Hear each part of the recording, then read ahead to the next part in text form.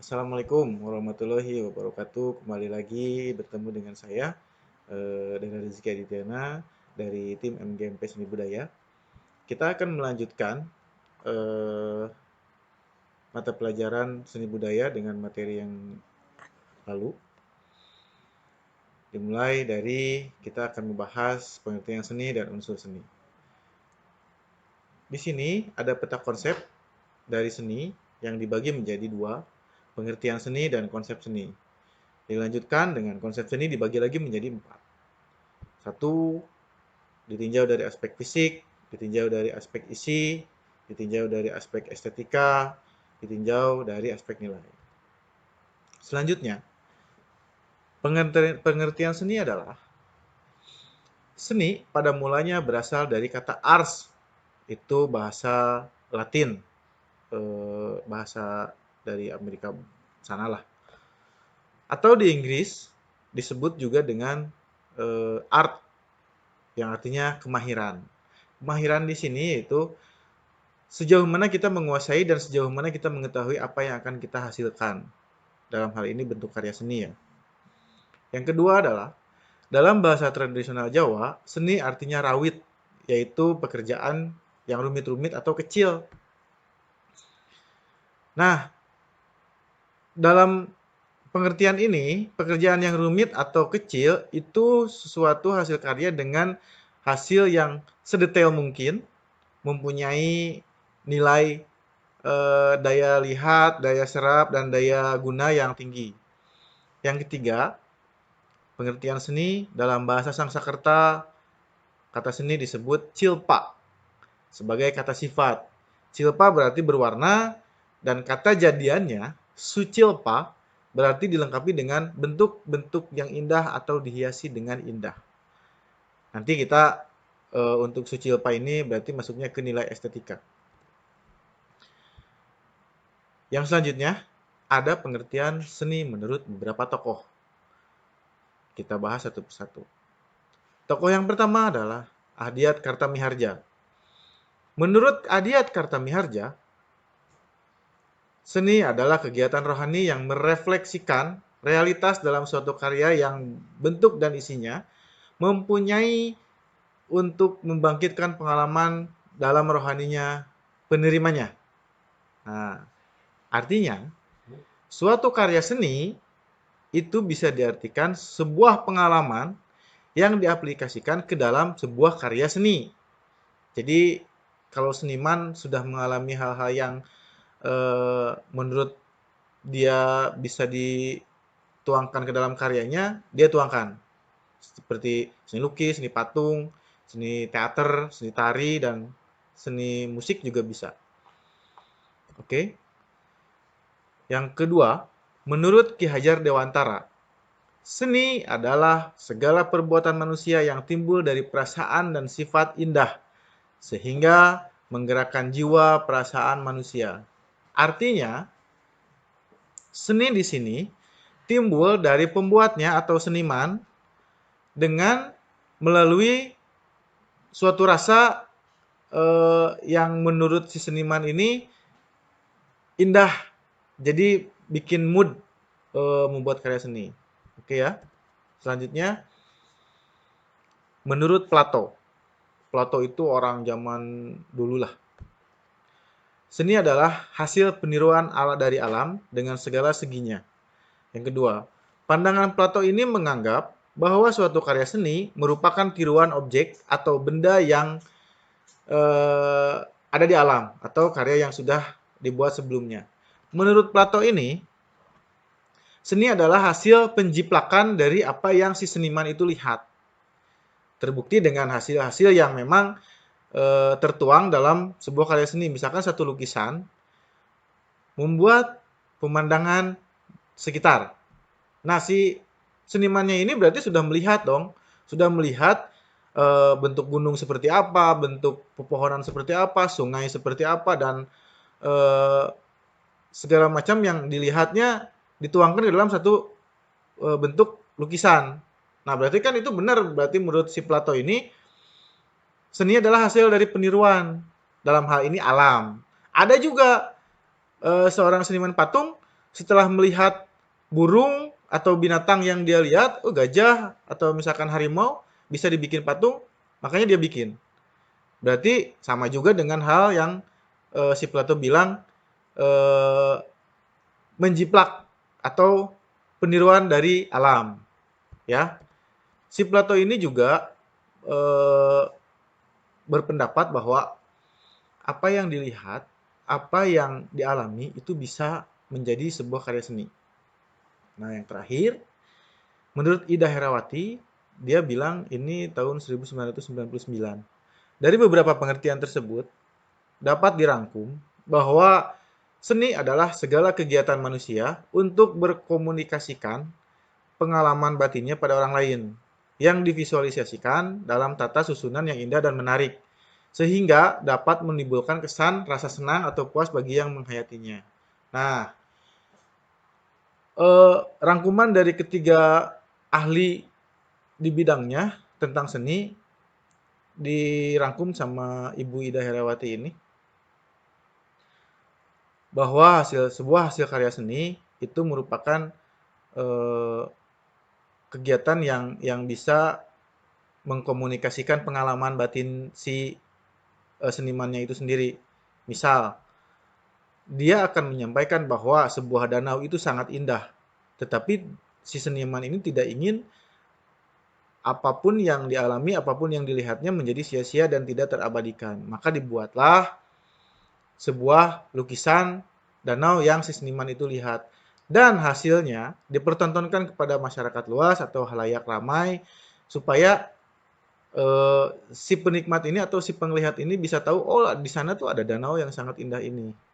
Oke ya, paham? Materi selanjutnya adalah konsep seni. Nah, ini kita akan menjabarkan satu persatu empat aspek atau empat unsur yang ada dalam peta konsep di mata pelajaran seni budaya. Yang pertama adalah tadi ditinjau dari aspek fisik ya. Seni sebagai segala bentuk yang memiliki nilai keindahan adalah pengertian yang dipahami oleh masyarakat pada umumnya. Yang kedua, jika seni dipandang dari segi bentuk dan dimensinya terdapat ada dua jenis karya seni. Nanti kita akan bahas ketika kita sudah mulai masuk dan bertatap muka. Satu adalah karya seni dua dimensi, yang kedua adalah karya seni tiga dimensi. Yang dua dimensi yang menurut nilai estetikanya hanya bisa dipandang oleh satu arah, dengan satu arah. Sedangkan yang tiga dimensi, sebuah karya seni yang bisa dilihat dari berbagai arah. Seperti contohnya patung, atau ukiran, atau meja, atau bentuk yang segala bisa dilihat dari belakang, dari depan. Sedangkan yang dua dimensi hanya bisa dilihat dari depan saja seperti lukisan, gambar, tulisan, seperti itu.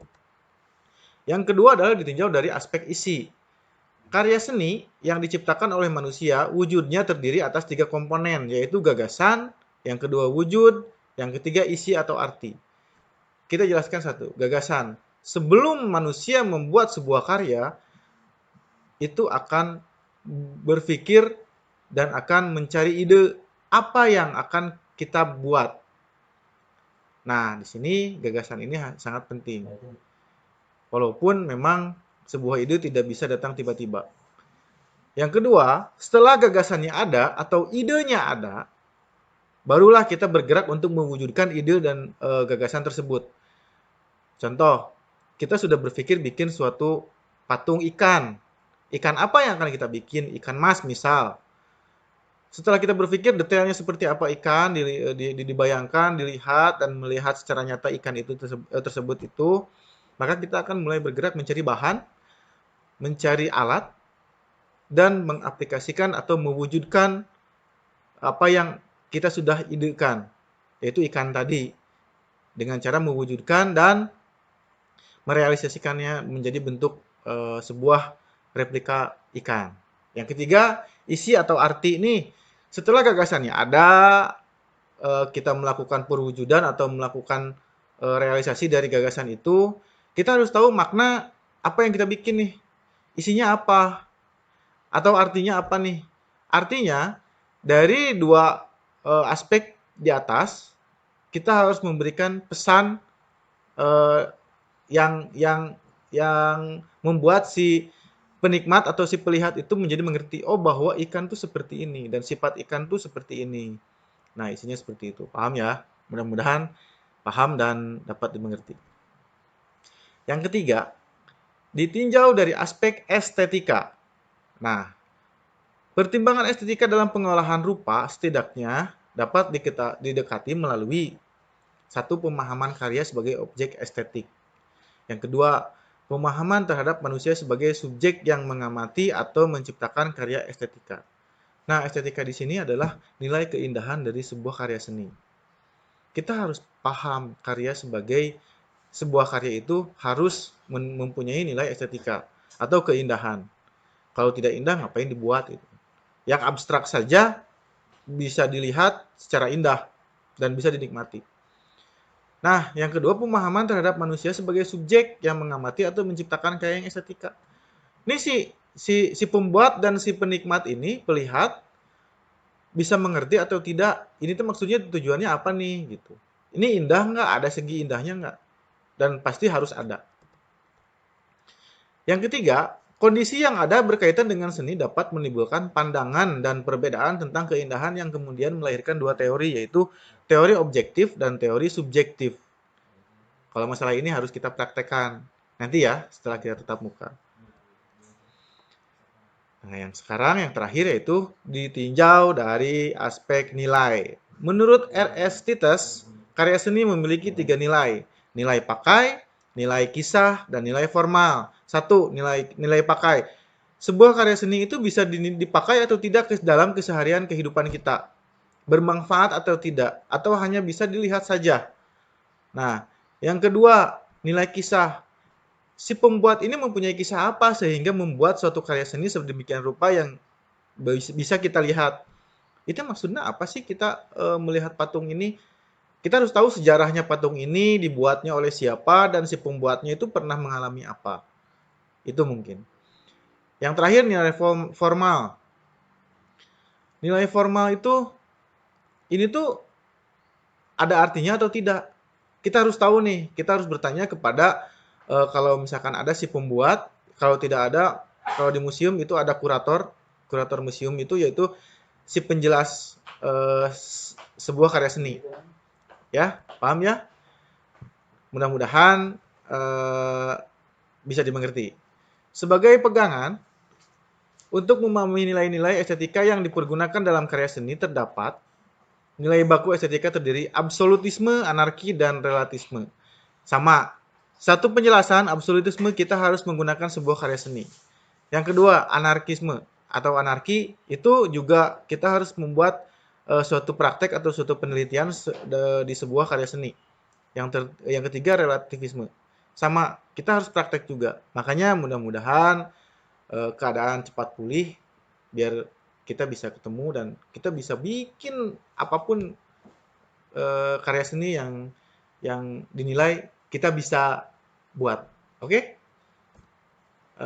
Terima kasih atas waktunya hari ini dan semoga penjelasan singkat tadi bisa dimengerti sama kalian. Mudah-mudahan nanti kita bisa bertemu lagi, nanti kita bisa bertatap muka, kita berdoa sama-sama, kita diberi kesehatan, kelancaran, dan semoga keadaan ini cepat berlalu dan kembali seperti semula. Sekian dari saya, perwakilan dari tim MGMP Seni Budaya. Assalamualaikum warahmatullahi wabarakatuh.